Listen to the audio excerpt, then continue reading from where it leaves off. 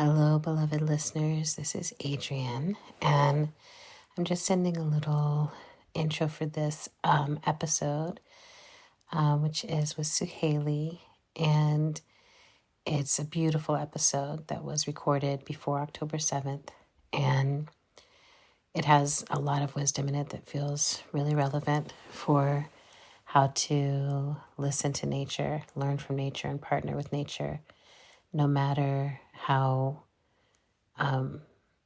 challenging the conditions are around you and how it might not be so obvious, but Suhaly knows the way.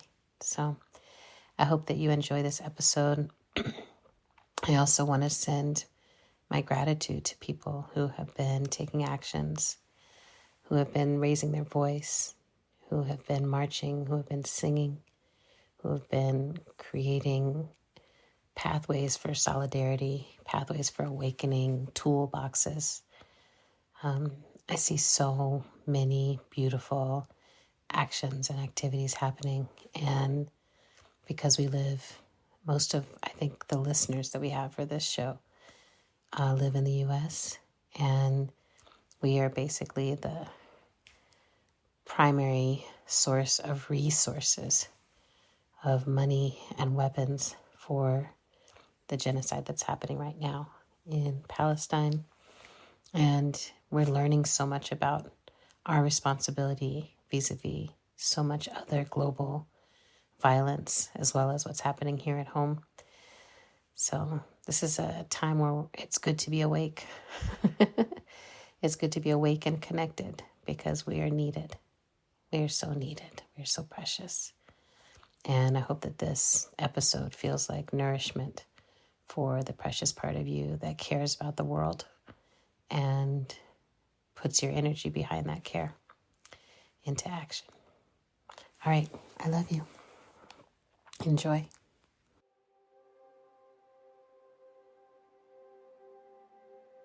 We really are going to be sad, more than sad, but sad if we wait until the most desperate moment.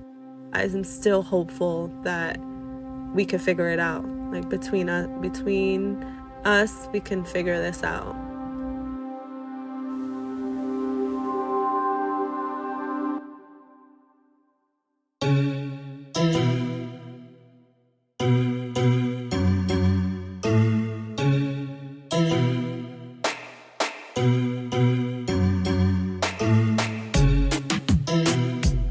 Hello, beloved listeners. This is Adrienne Marie Brown, writer of stories and songs, emergent strategist, witch, and pleasure activist, living in the land of the Shikori, Skurure, Tuscarora, Eno, and Lumbee peoples.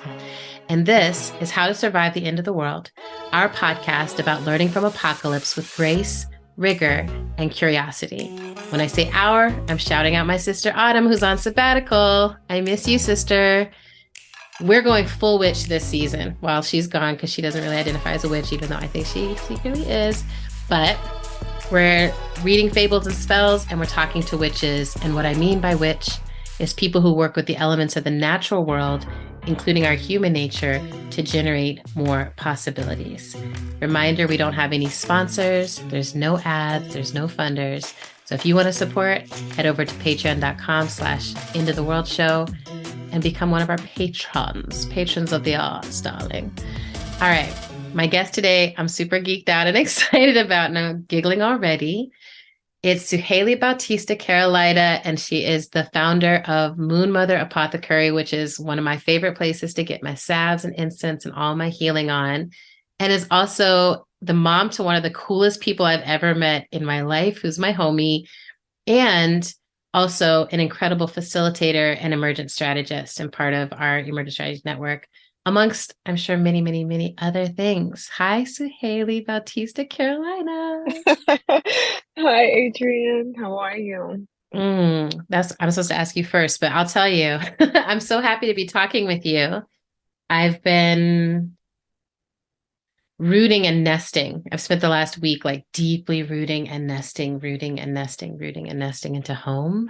And it's feeling so good. I'm, as you can see, in my bathrobe with my hair not done, Just being like, Perfect. I went out today and I was like the lady in the neighborhood, like rolling my recycling bin in my bathrobe because I'm like, it's my house and I live here. And I want to be that sexy auntie in the robe that's just like, yes, I got to get it done. So I'm feeling I good. I'm love feeling that. rested. I'm feeling sated, feeling good, hydrated. How about Yes, I you? love that.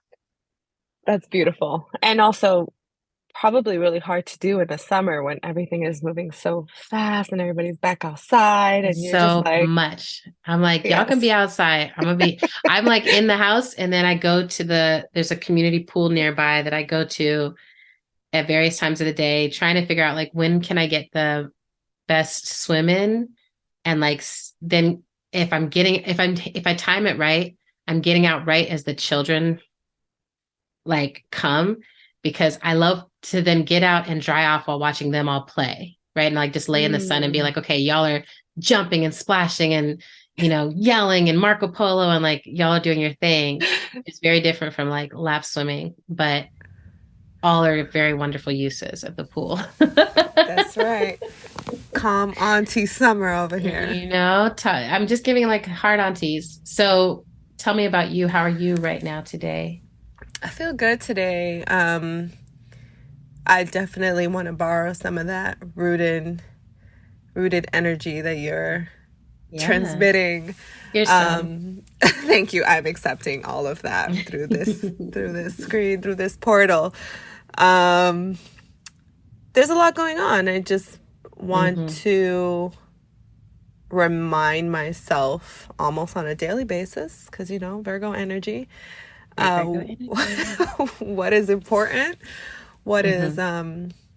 what are the sacred practices that I really need to commit to, and what else can fall to the wayside without, you know, at the whole world crumbling. I love that. So How's it that's going? I'm in the middle of that. I'm in You're the like, middle of does that. it feel like it's mostly falling down or mostly building up? You know, I feel like I'm doing less than what I'm used to, which is a a challenging middle ground for me Yeah. because I'm in that center where I'm looking back still like, oh, what about all those other things that I didn't do, but I'm sort of in a good place and Yep. can't accept the fact that I'm okay. I just want to Yes. be in that Shouldn't I be adding 20 more things? it's so interesting. Like it's so interesting to be good and not noticing It's that I'm always like that okay. for me. It's always like that for me. I always feel like I realize I'm good in retrospect. I'm trying to get current with it. Exactly. Yeah. You just made me realize I think I'm going to close us out with a song today. Okay. So I'm like, okay. Um, Yay.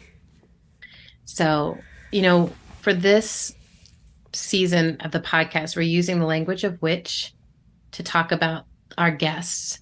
But I want to ask you, how do you identify the work that you do? How do you identify yourself inside it? I definitely lean into witch and bruja too, right? Bruja. Bruja, witch in Hmm. Spanish. Um, and a lot of my friends think of me that way. I think maybe externally people started to identify me as bruja and witch before I was fully Hmm. accepting and sort of talking about myself in that way. But I definitely talk about my work as magical, right? As some sort of Hmm. magic. And just thinking back on all the things that I loved as a child. They were all the things that were fascinating and Hmm. almost impossible, right? Like science. Science was my jam, especially earth science. Like nobody could pull me out of earth science Okay, rocks. class, right? Okay, rocks and tectonic plates and Oh, tectonic uh plates still get me. If me I really think about too. it, I'm just like, that's amazing orgasmic shit. It's kind of amazing shit that's like Yeah. how I'm still at this age asking myself like there is a Because piece we're just in walking there. around and there's tectonic plates down there We're moving still around. walking around. There's tectonic plates. Everything Hmm. has kingdom, phylum, class, order, family, genus, species is still like cemented in me. Yes. And That's so, amazing. right? Do you remember like learning that? I'm It like never so went proud of you away. right now. I'm like, hell yes. Don't you remember? I'm just, there was so much joy in sort of like not fully understanding it and sort of Yeah. filling that gap with magic. Yeah. Yeah. And I think that that has a lot to do with why I love, herbalism, and why I love plant magic, and why I'm into potions and spells, and Yes. the stories and the fiction. And I love all of that because it doesn't matter how smart you are. It doesn't matter how many books you've read or how much science you know or how much math. There comes a point where you're trying to make sense of something that is just beyond your capacity to understand, that which is not no shade to anybody's capacity. Like, I think we are beautiful, expansive beings, Yes. but also like there is something magical about this thing that you're doing, that you're making, that you're bringing into the world, that cannot be understood fully. And that's okay. That's part of the beauty of that, right? It's part of the beauty of this work. So yeah, definitely I love that. plant magic is a term, and witch for sure. Yeah. I am always coming back to this line from the Tao Te Ching, which is that the way that can be named is not the way. And it resonates so much with me as someone who's constantly trying to write down the instructions, write down I'm gonna tell y'all what it is and how it works, and got it, like, don't you worry about a thing. Right. And then I'm like, but the way that can be named is not the way. So like, as soon as I put a word on it, I know that the thing has slipped out of my grasp. And what I'm understanding is like the snake skin of the way. I'm like, okay, I'm making a beautiful world out of the snake skin and the like spider encasing and like the wasp's nest that was left behind and the bird's nest. And I'm like, I've found artifacts and I can tell you about these artifacts, but the way is constantly moving. And I don't know, it's been calming me down some. I'm like, I don't know, man, the way is in motion. It's okay. Like, It's okay. I can do my best. So when did you first realize that you were drawn to this Bruja path? Do you remember? I'm sure I was a child, I'm sure I was a child, because it's now that I kind of look back on these memories to try to locate those moments that are sort of stepping stones into where I landed, or to where I'm landing. But I talk about this a lot, and just growing up between two city parks, and there will be a Yes Magazine article about this entire... Really? Oh, yes. That's what you're going to write about, is the parks? That's what I'm going to write about, the parks. For folks who are like, what are y'all talking about now? So Haley's going to be one of the Murmurations contributors for the Murmurations column at Yes Magazine. That's so exciting. So exciting. Okay. And it was so beautiful to write, because I think it helps. It's a portal, right? Writing is a portal back into a place that maybe you left in the past, and you're returning, and you feel all the feelings and the goosies as you write. And I think it's only now that I realized that as a child, I was really drawn to nature, and that it didn't matter that I was from this like roaring, bustling, fast place. I could still tune in. I could still tap in. And that, for whatever reason, and I think I know the reasons, right? Like this ancestral, intuitive, relationship that we have to nature lives on in my mother, lives on in my father. And so the way that they move is like, it gravitates towards these parks. It gravitates to waterways. Like, yeah. I just remember like birthday parties at the beach. Like, why were we having birthday parties at the beach? As a New Yorker, what compelled us, right? It's not the water. The water quality was not. We're not going up in there. We're not. No. We might have been splashing around, but I think there was something. I feel more... like kids would like slosh on the edge, but like I can't remember last time I went to a New York beach and saw an adult in the water. Right. We know better. We know better, right? There's like 10 inches of safe.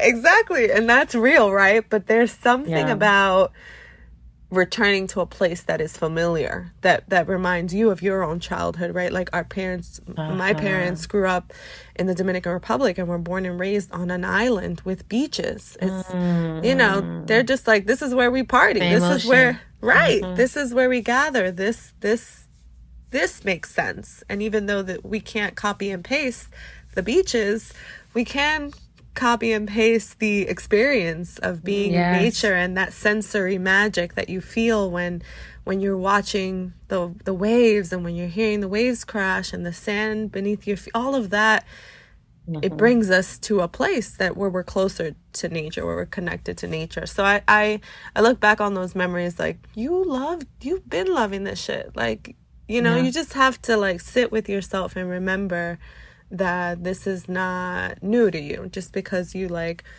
started formally studying this and you're on this pathway and you're now making medicines and doing the math and the science and helping, supporting others in their healing path.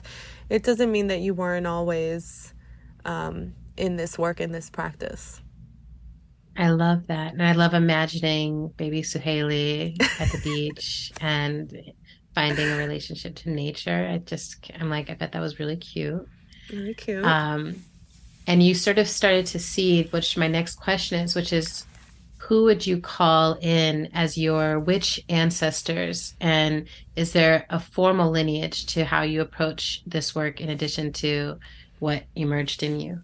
Well, you're not going to believe this, or maybe you will believe this. Today, I was looking up one of my favorite activists, Mama Tingo, right? And she was a Dominican activist, farm worker, fought for the rights of rural farmers in the Dominican Republic. I think it was the 50s, 30s, 40s, 50s. And it's the story ends tragically, right, in her assassination by the landlord on the farm, as is familiar to us with many of the activists that we love, right? But I don't know how this slipped my mind, Ashe, that her last name is Soriano, which is my mother's last name. And so I was like, wait a minute, this is wild, but let's see. So I text my mom. It's not that wild to have a shared last name on an island name. It's not that. That's right. No, yeah, I'm like, So I'm already geeking. Like, what if the possibility of this person who I admire and like see in my legacy, see as someone who's like in my lineage? What if? And so I text my mom and I was like, Ma, are we related to Mama Tingo? And she was like, yes, of course. And I was just like, chills. How could we? One, I was like, how could you keep this information from me? How could you keep this from me my whole life? That was my first response. But then I was like, I guess this is the best moment to know that, right? Before I walk into this conversation with you about who's in my witch legacy and who's in my lineage and, what's the type of work that I'm doing at the intersection of plant power and people power and, where do I see myself in all of that? And I find out today that I'm related to someone who is like a hero, to me. That. It's so beautiful. So Mama Tingo is a definite heroine and beacon for me, right?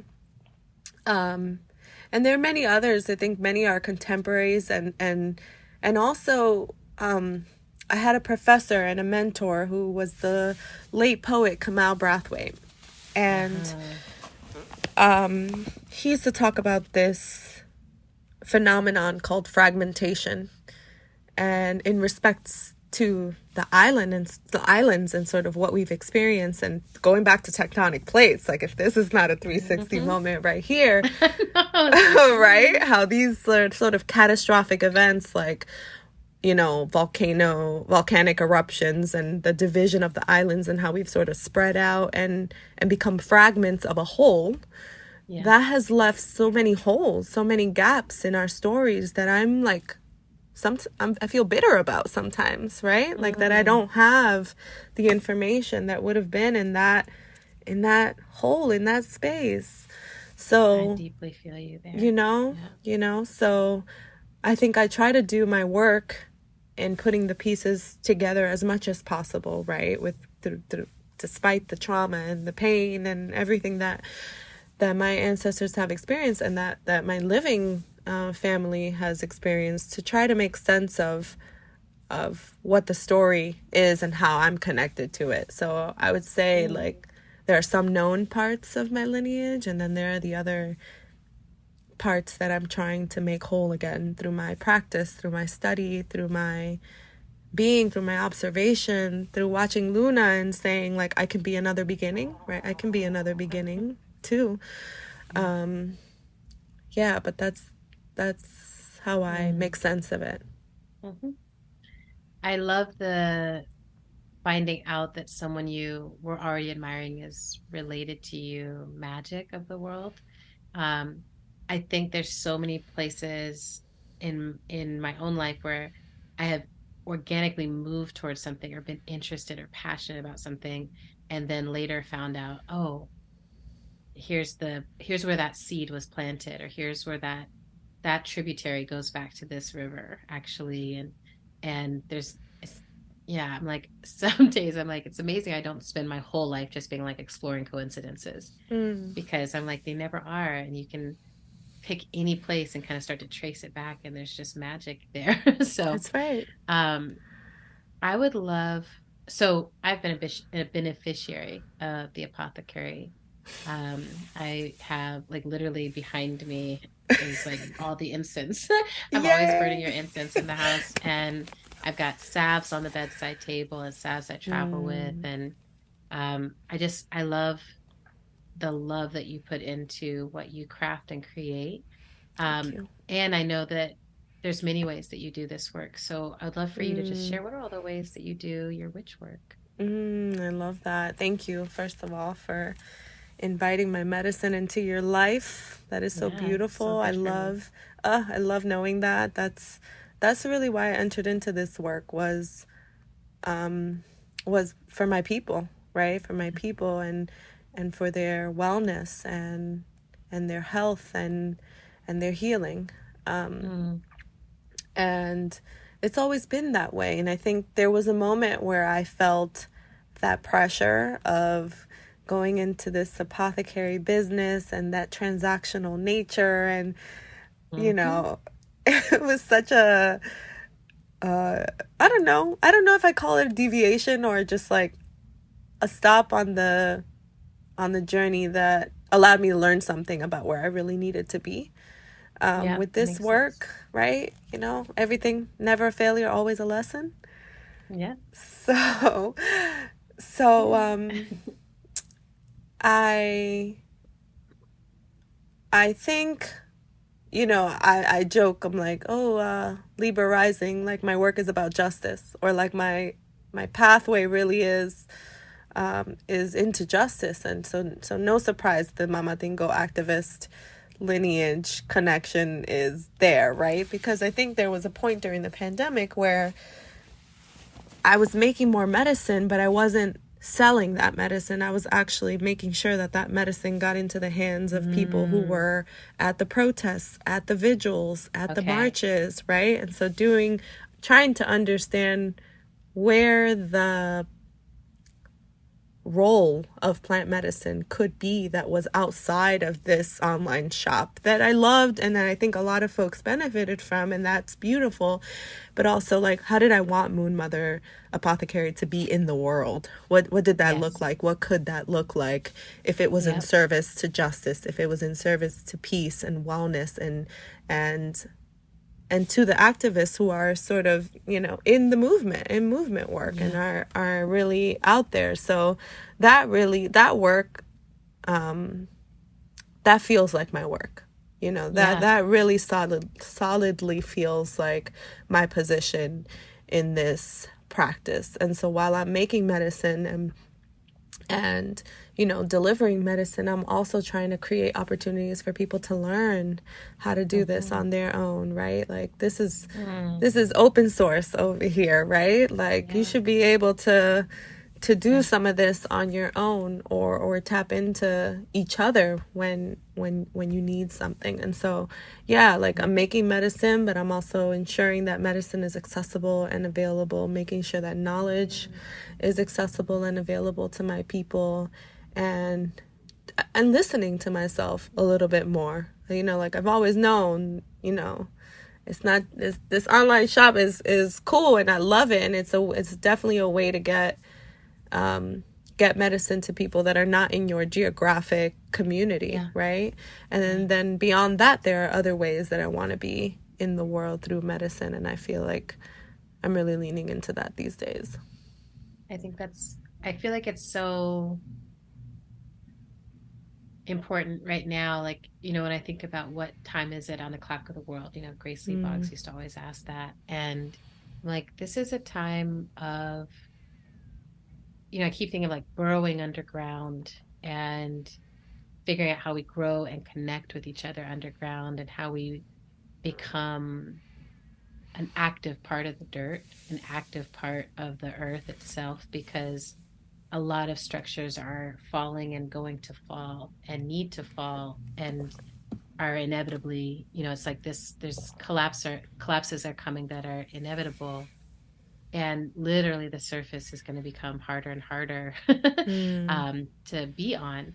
And so when I think about plant medicine, right, there's a big part of this. I'm like, understanding.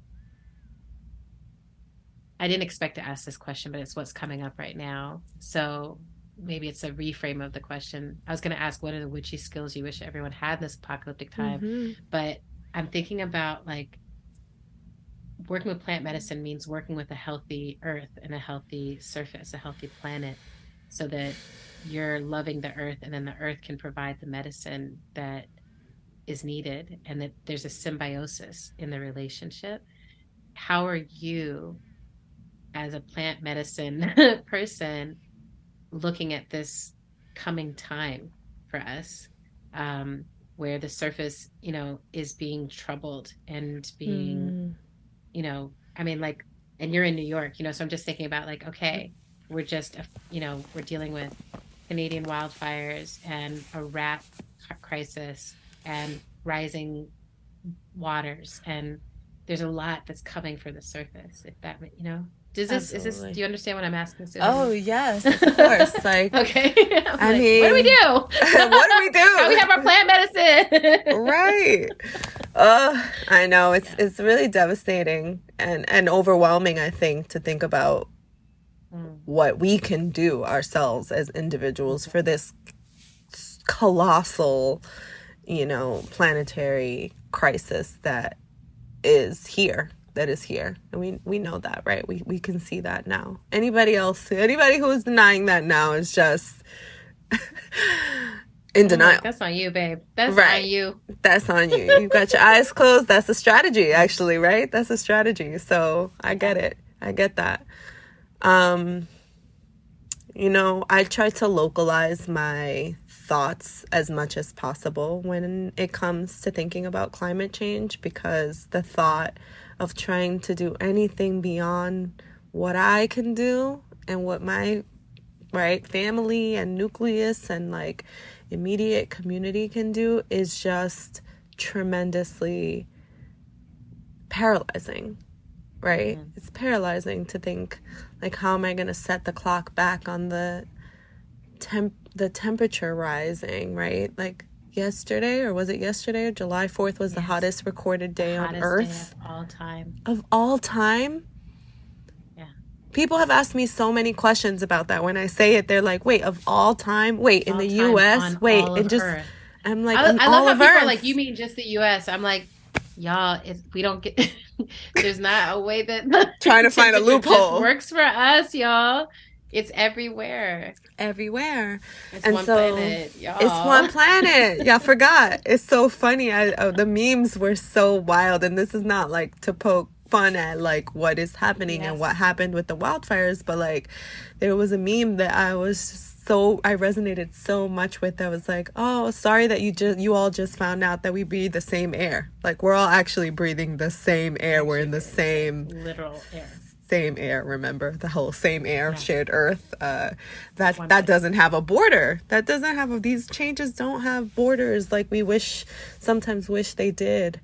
So I think my strategy these days is to really localize my efforts. Like, think about what I'm doing in the now. Think about how I can have a positive impact on my surrounding area. What can I do beyond what I'm not doing, like not running the water or whatever? Like, all these things that you do to be more earth conscious is level 1. And then how do you bring that to level 2 of what you're gonna do? Are you gonna plant some stuff this year? Maybe are you gonna join a community? What is the next level of what you need to be doing for our planet that you can lean into without overwhelming yourself, right? How can you bring that to the next place where you're telling yourself, like, my livelihood depends on the well-being of this place. How can I make sure that I'm like doing a dish? It's just like going to your homie's house, right? Like, maybe level 1 was just going and accepting the water and, accepting the snacks, and then make sure you're not leaving a mess, and then being out. And then level 2 is like, what can I do here? What can I do while I'm in here? Like, can I water a plant? Can I do a dish? Can I, before I leave, is there a way that I can use my energy in the service of ensuring that this place is better than how I left it, right? Not just leave no trace. Leave no trace is like, do not make an impact. We have to go beyond that, right? We have to. Yeah, also because I'm like, you are making an impact. You are making an impact. Breathing, you're walking. I was like, you can't ask the ants about the impact. You made an impact. Right. You carried a seed. You probably carried a seed from one place to the next in your shoe without even knowing that you did that. What are the things that we can do to put our energy behind something that we know will be impactful in a positive way on this planet? And maybe that's like, there's so many different ways of doing that. Like, I always urge people, like, I insist, like, use your skills. Like, what are your unique skills? Are you an educator? Or are you a kindergarten teacher? Awesome. Okay, great. Maybe you're like teaching in your class about what your students can do. Bring that. We need all of the tools. We need all of them, all of the skills right now in this moment. If you were hoarding any skills, if you were hoarding any, don't be a skill hoarder out here. Do not be a skill hoarder. This is the time to take all your skills out of the closet and bring them out. We really are going to be sad, more than sad, but sad if we wait until the most desperate moment, right? I am still hopeful that we could figure it out. Like, between us, we can figure this out. Hello, beloved survivors. It's me, Autumn.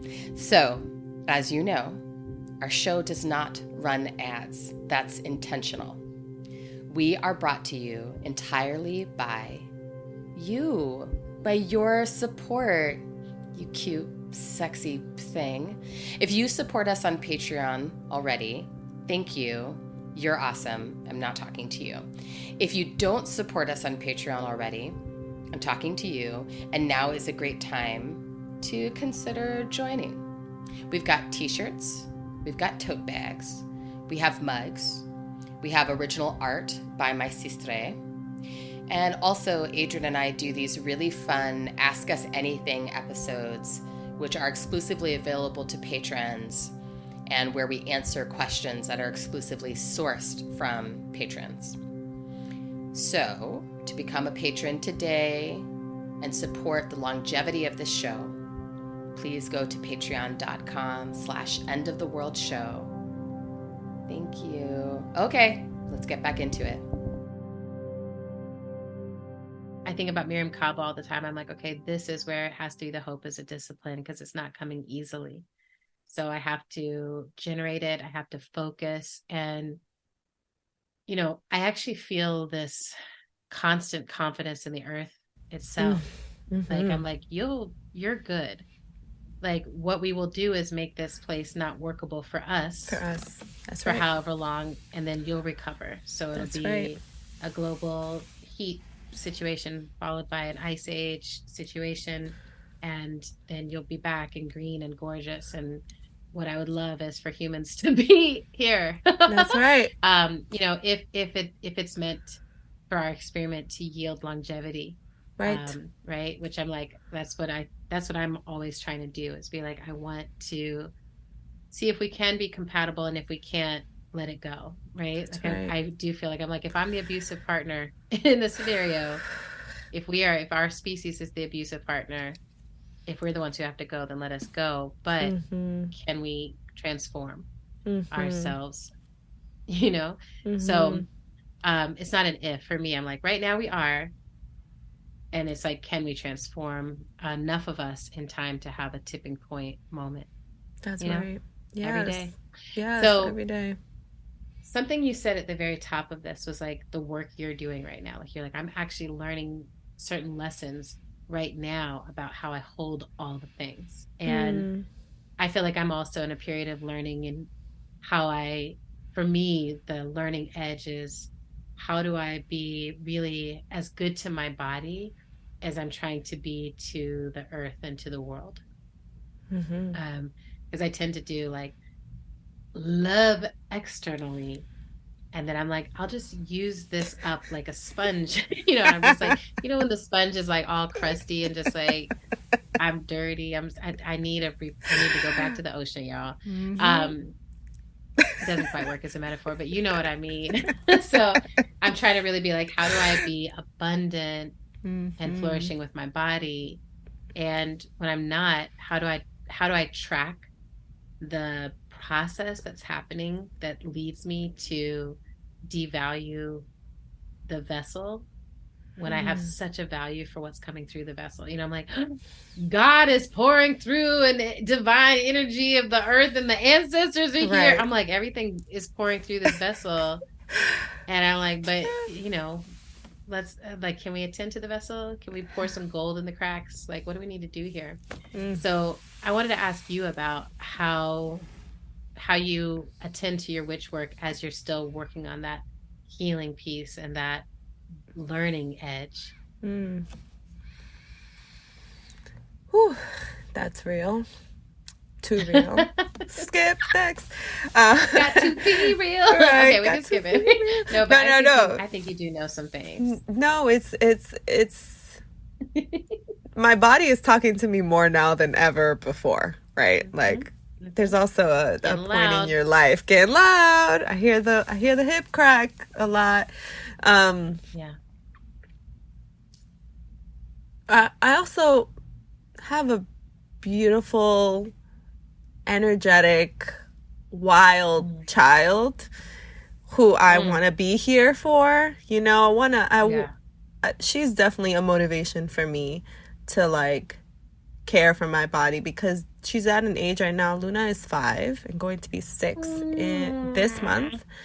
And so, you know, play requires a lot of energy, a lot of focus, a lot of creativity, imagination. And so when I'm depleted, I can't be my best self for her, right?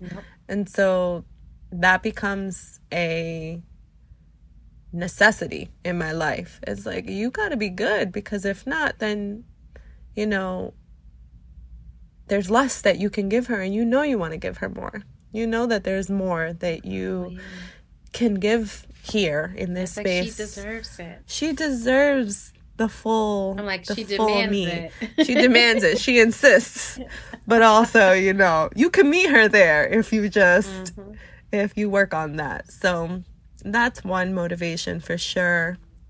And earlier this year I transitioned jobs. So I'm working in museum spaces also. That's like a whole nother accordion folder of information about me that I love museums, I love art spaces, and I love working with artists. And so I transitioned, and I wanted to make sure that transition was in service of me. Like I wasn't replicating what I was doing and how I was sort of like squeezing that sponge. Previously, I wanted to let go on that squeeze a little when I moved into just a little bit, right? Leave a little bit of something in that sponge. But I started running in April, which my wife is like, you just got up one day and you just said like, I'm gonna run, and you haven't looked back. And I'm like, you know what?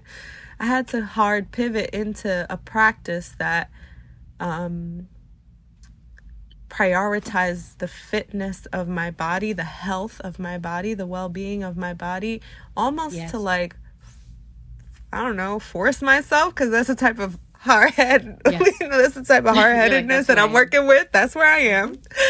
And now that's not, now that I'm here and now that I'm a runner, period, I have to lean into that. Like, now I have this practice that's accessible to me that I'm like obsessing over these days, right now that I'm so into it. It keeps me committed to something that's not work, right? Something that is work for me, something that is my own, something that is about me, exactly, which I don't think I've had maybe ever, right? I don't think I've ever had a practice that is all my own, that's not in service to another, that's not external facing, that's not giving something to others more than it's giving back to myself. And so, yeah, I think finding that is really can be a really challenging thing. And if you're like me, you just need to like choose that thing. Like, what's that thing? You about to get on this Peloton? Let's go. No, that's not an ad also. But I do feel like once you go Peloton, you don't go back. All the people I know who are like Peloton. Right. But I do love this. My sister Autumn has gotten deep into Aikido, and I'm a swimmer. And we're both like, just like, it gives so much. It's like this is something that just fills us up, and like who I am before and who I am after each time. I'm like, the person I am after, that's the real me. That's the better you. That's a more that's a different you for sure. And you said something earlier that reminded me about this practice of running, is that like every time we return to the thing, we are changed. So the thing is never the same, right? That's right. That it's not, you say you put a name on it, right? You put a name on it and now it's changed. And it's like, me, I'm also different. So this run might be amazing because I came to it in this headspace, and then this run might be, or this swim might be more challenging because my body was hurting because I was twerking all weekend or whatever I was, right? Like, so, right, exactly. I love that. I've been learning to chair twerk, so I'm like, oh yes, I love that. Is that on YouTube? How do we learn that? It's on my tube. It's just how I'm more like, it's like wherever I'm in a situation where I can be like, I just like, oh, this is where I want to jump up, bend over, and shake it out. I'm like, twerking can happen. You can still put your hands on your knees and you can still bend forward and give it what you got. But like, you do need to keep your ass in the chair right now. Right. And, I just think of it as like the chair is made out of wood. The wood is alive. There's still life here. I'm still grinding on something. Like, let's work. I love that. I love that. Yeah. So, I'm so grateful for this conversation with you.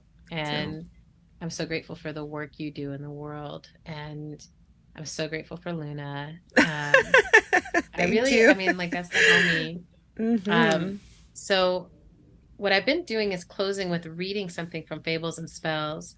But today, I don't know why, I want to sing you this song, which is, it's one of the songs that's now in the ritual, the Tefillah thing, Ritual for Emergence. Yes. And it was a conversation with Beverly Glenn Copeland that turned into a spell that has turned into a song.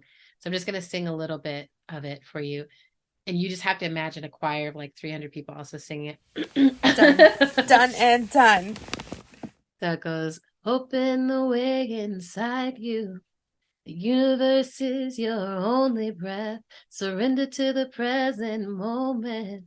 Don't hurry in your dance with death. Turn toward your light. What's coming now is all that's left. And then the choir says, what's coming now is all that's left. And then there's this part that goes, many rivers flow through us, many creatures become us, many storms change the journey. The dirt keeps calling us home.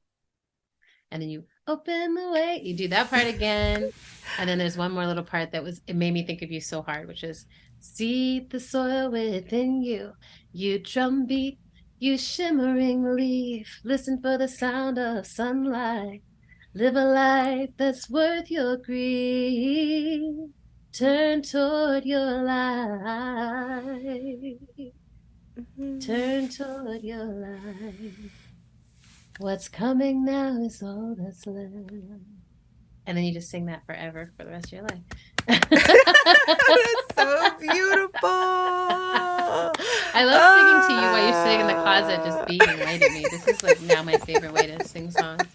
I think this might be my new practice. Is like, let's get on and do a one-on-one. Everybody in your closet. Talk, and then everyone's in their closet, and then we just sing. Oh, that's beautiful. I can't wait to revisit the lyrics in Fables and Spells. Yeah, I can't wait. I was like, is this in there? Anyway, we'll figure it out. I keep losing track of what's in what book. But I think it's in there. I'll try to figure it out. If not, I'll send you the lyrics.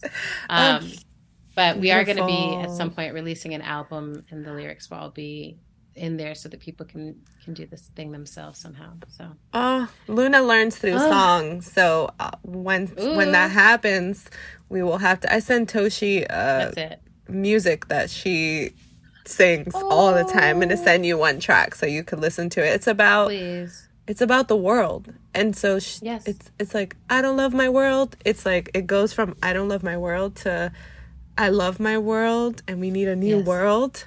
And so it goes on this journey of like, the world is not good right now, but so what she's doing, I do that still as an adult. This is how almost all of my songwriting happens, is I start off like a lyric will come that's actually about the place where I'm hurting the most. And I start singing. And if I let the song work me and take it, sometimes it's 2 minutes, sometimes it's 8-9 minutes, like sometimes it's 30 minutes. But if I let it go, it's going to take me to a different place, and it will reconnect me, and it'll connect me to what I'm actually feeling, or reconnect me to the earth. But now I consider that one of my magics. Almost all of my songs are carved out of one of those song healing sessions where I start somewhere and land somewhere. So that's like, beautiful. come on, Luna, baby witch. That's right. Hello, baby witch. I try to be like, that had nothing to do with that, but it's both nature, nurture, for sure. Yes. It's all together. All right. Hug her for me. Hug yourself for me. Thank you so much for your miraculous time today. Thank you to all of our listeners for tuning in and being in this adventure with us. Thank you so much to Zach Rosen for producing this episode. And thank you to all of our Patreons. You can join them at patreon.com/EndOfTheWorldShow. We're on Instagram at End of the World Show, where we mostly just post each episode. But if you never want to miss an episode, that's a good place to go. And I also want to say thank you to Autumn for taking this time for yourself, taking this break, taking this rest for yourself. We love you so much. And I also want to say I've lost a lot of people in the past few months, Suhaly. And I keep being like, I'm going to say their names. I just want to say their names here. I want to shout out Kathy Y. Wilson. I want to say thank you, Ancestor. I feel your presence here. I want to say thank you to Baruch Sharifi. Thank you. We love you. I want to say thank you to Evans Richardson. I feel you. We love you. I want to say thank you to Ibrahim Abdul Mateen. We love you. We miss you. I just want to name you. The world is not the same without y'all. And I just want you to know we're thinking of you all the time. I'm thinking of you all the time. Ashe. Ashe. Ashe. All right. I love you.